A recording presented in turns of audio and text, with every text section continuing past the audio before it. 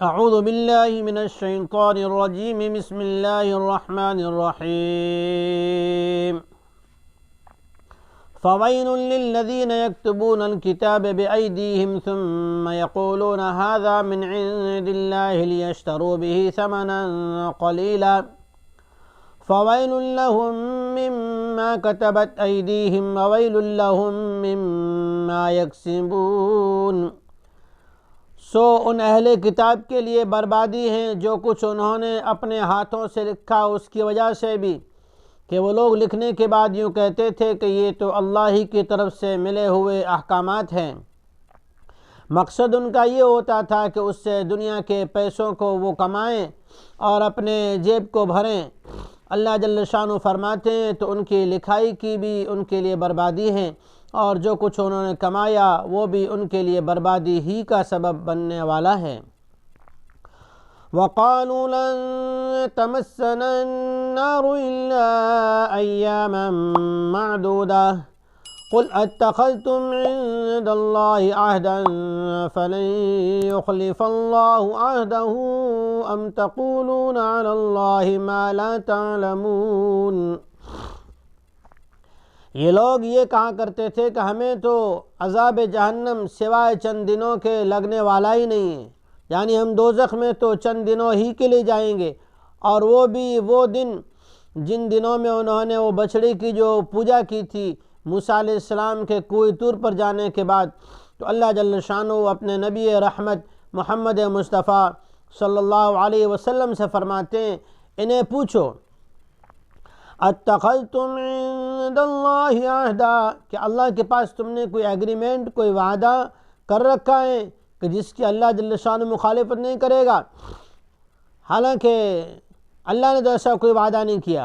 ام تقولون علی اللہ ما لا تعلمون، یا تم لوگوں نے جو ہے اپنی طرف سے اللہ پر ایسی باتیں کہہ ڈالی ہے جس کو تم لوگ جانتے تک نہیں ہو۔ بلا، حقیقت یہ ہے، بلا من کسب سیئۃ احاطت بہ خطیئتہ، جب کوئی برائی کماتا ہے، گناہوں کو جان بوجھ کر کرتا ہے، تو وہ گناہ اسے اتنا گھیر لیتے ہیں کہ ہدایت سے، کامیابی والے راستے سے، حق کی پہچان سے اور اللہ جل شانہ کی معرفت سے محروم کر دیتے ہیں۔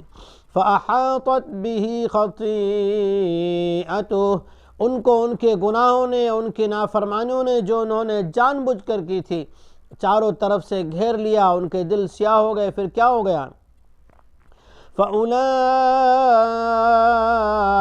أَصْحَابُ النَّارِ هُمْ فِيهَا خَالِدُونَ، یہی لوگ جہنم والے، آگ والے ہو گئے، اس میں یہ لوگ ہمیشہ ہمیشہ رہیں گے۔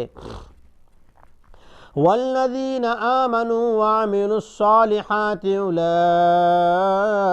اصحاب الجنہ، ہاں جو لوگ ایمان لائے اور اعمال صالحہ کیے تو یہی لوگ جنت والے ہیں۔ ہم فیہا خالدون، اس جنت میں ہمیشہ ہمیشہ رہیں گے۔ ان آیت کریمہ میں اللہ جل شانہ نے دو اہم باتیں ذکر فرمائی ہے۔ پہلی بات یہ ہے کہ اللہ جل شانہ نے کسی سے کوئی وعدہ نہیں کیا۔ اللہ کا وعدہ تو یہ ہے کہ ایمان لائے اور نیک عمل کرے تو اس کے لیے جنت ہے، اور جو گناہ کرے تو گناہوں کے اندر اگر چلا ہی جائے اور ضد پر ہی لگا رہے تو وہ گناہ اس کے لیے نقصان کا دنیا کے اندر بھی سبب بنیں گے اور آخرت میں جہنم میں جانے کا سبب بن جائیں گے۔ اس لیے اللہ جل شانہ جو ہے ان آیات کے ذریعے سے امت مسلمہ کو جو سبق دینا چاہتے ہیں وہ سبق یہ ہے کہ اپنے گناہوں پر نڈر نہیں ہونا چاہیے، بے خوف نہیں ہونا چاہیے، اللہ جل شانہ کی بارگاہ میں رجوع کرنا چاہیے اور اپنے ایمان اور اعمال صالحہ کی محنت اور جستجو میں لگے رہنا چاہیے۔